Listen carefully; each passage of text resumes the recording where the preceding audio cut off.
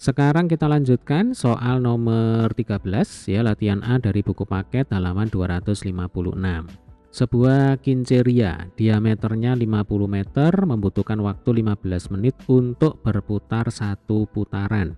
Ya, jadi nanti kalau kita bayangkan misalkan ini adalah posisi awal, kemudian roda ini berputar ya kan. Nah, dari posisi awal berputar kembali ke posisi awal ini butuh waktu 15 menit.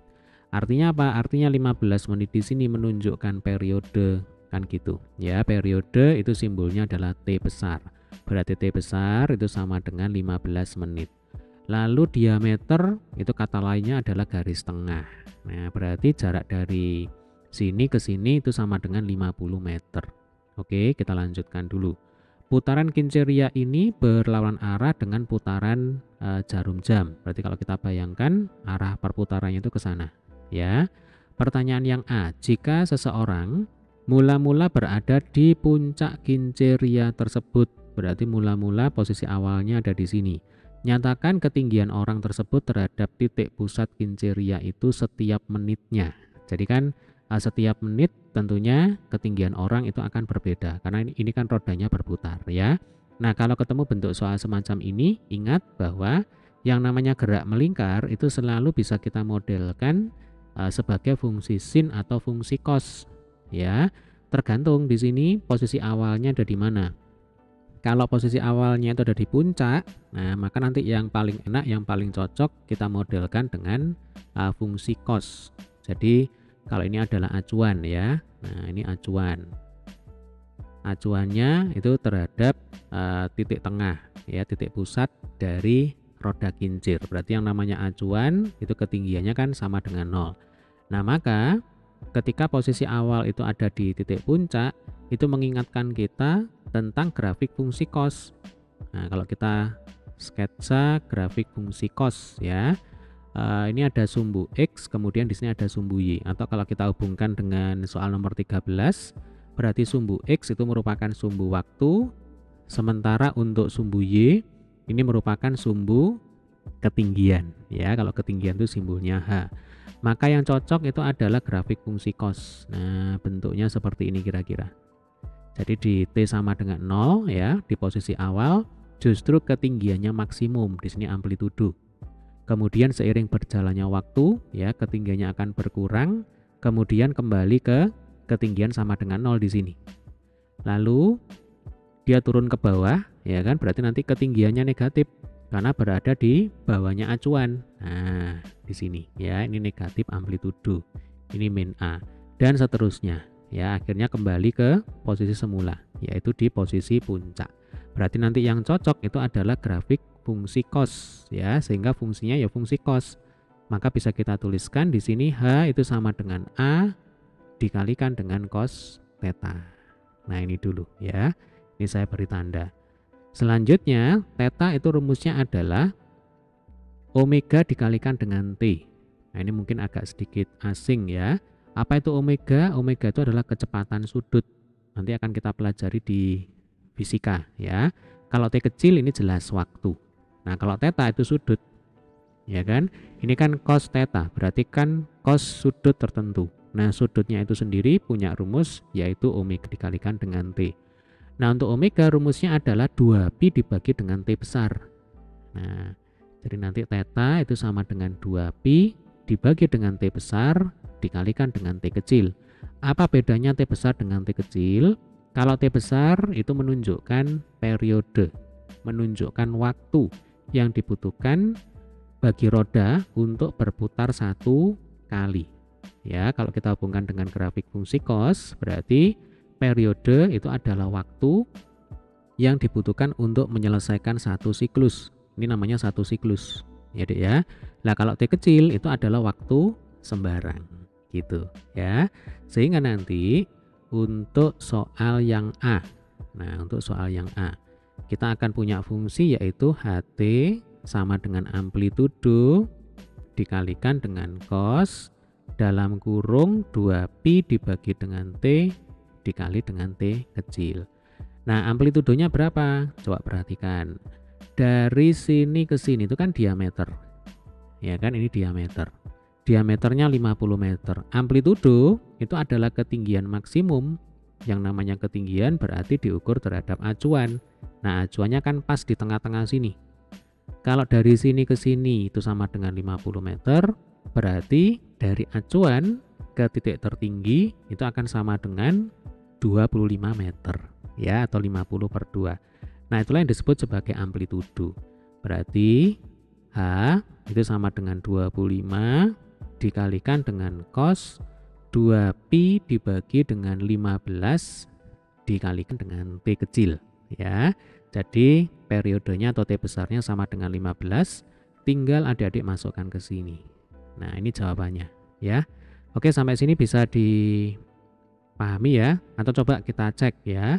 Jadi ketika T sama dengan 0, nah ini T sama dengan 0, berarti kan posisinya di sini, ya kan? Berarti kalau di sini kita punya 25 cos 2pi per 15 kali T, T-nya 0, berarti kan jadinya 0 kali 2pi per 15. Ya sama dengan 0. Nah, cos 0 sama dengan 1, ya kan? 1 kali 25 sama dengan 25. Loh, kan cocok. Ini 25 meter. Dan seterusnya. Nanti silakan dicoba sendiri. Ya. Oke, sekarang kita lanjutkan ke pertanyaan B. Tentukan ketinggian orang tersebut ketika kincir Ria berputar selama 10 menit. Nah, berarti 10 menit di sini menunjukkan T kecil, ya, menunjukkan waktu sembarang. Artinya T kecil sama dengan 10 menit. Nanti tinggal adik-adik masukkan ke fungsi HT. Jadi H dalam kurung 10 sama dengan 25 dikalikan dengan cos dalam kurung 2pi per 15 dikali 10, ya. 15 dan 10 ini kan bisa dicoret. Nah, dibagi berapa? Ya dibagi 5, ya kan? 10 dibagi 5, 2, 15 dibagi 5 itu sama dengan berapa? 3, ya. Berarti kita punya HT atau H10 itu sama dengan 25 cos dalam kurung 4pi per 3. Nah, 4pi per 3 itu berapa derajat? Ya berarti 1pi itu kan 180 derajat. Maka ini sama dengan 25 dikalikan dengan cos 4 kali 180 derajat dibagi dengan 3. Nah, 180 dengan 3 dicoret ya. Ini jadinya 60 derajat. Berarti nanti kita akan punya 25 dikali dengan cos berapa? 240 derajat. Nah, kita lanjutkan di atas ini ya. Jadi H10 itu sama dengan 25 cos 240 derajat itu adalah sudut yang terletak di kuadran berapa? Kuadran 3, ya. Berarti kalau di kuadran 3 bisa kita nyatakan dalam bentuk 180 derajat plus. Nah, 180 derajat plus berapa? Ya plus 60, ya kan? Lalu kita ingat kalau di kuadran 3 ya, semua suka tahu campur. Berarti di kuadran 3 itu yang positif adalah tangen. Nah, kalau cos ya selain tangen itu kan negatif. Maka nanti langsung saja di sini 25 dikalikan dengan min cos 60 derajat. Gitu ya. Cos 60 derajat setengah. Berarti kalau min cos 60 derajat sama dengan min setengah. Nah, berarti kan 25 kali min setengah. Ya sama dengan min 25 per 2. Coba ini saya rapikan. Minus 25 per 2 meter. Loh, kok minus? Ya nggak masalah ya. Artinya kalau negatif, nah berarti ini kan berputar selama 10 menit. Artinya setelah berputar selama 10 menit ya, posisi orang itu ada di bawahnya acuan. Ya, di bawahnya acuan berarti kira-kira ada di sinilah ya. Nah, ini minus 25 per 2. Jadi kalau di bawahnya acuan, ketinggiannya itu negatif. Nanti kalau posisinya itu ada di atasnya acuan, berarti ketinggiannya bertanda positif gitu. Oke, gampang ya. Kita lanjutkan soal yang C. Jika titik pusat kincir Ria tersebut berada 27 meter di atas permukaan tanah, modelkan ketinggian orang tersebut relatif terhadap permukaan tanah setiap menitnya. Nah, prinsipnya Model matematisnya sama seperti ini. Nah, sama seperti ini. HT sama dengan 25 cos 2pi per 15 kali T. Hanya saja ya ini digeser 27 meter ke atas. Ya, ini digeser 27 meter ke atas. Karena titik pusatnya digeser ke atas kan gitu. Ya, ini.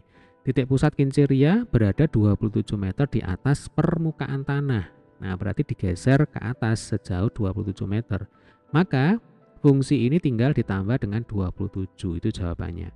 Jadi untuk soal yang C ya, jawabannya adalah H fungsi T sama dengan, ini mungkin saya hapus dulu ya. Saya geser ke bawah sini, periodenya sama dengan 15 menit gitu ya. Jadi HT sama dengan 27 ya ditambah ini persis 27 ditambah 25 cos dalam kurung 2pi per 15 kali T. Ini jawabannya. Jadi sekali lagi 27 di sini menyatakan bahwa roda kincir ini digeser ya, digeser ke atas. Jadi pusatnya ini digeser ke atas sejauh 27 meter di atas permukaan tanah. Ya, langsung aja di sini plus 27 gitu aja. Baik, demikian tadi adalah pembahasan untuk soal nomor 13. Sampai ketemu di video pembahasan soal berikutnya. Terima kasih.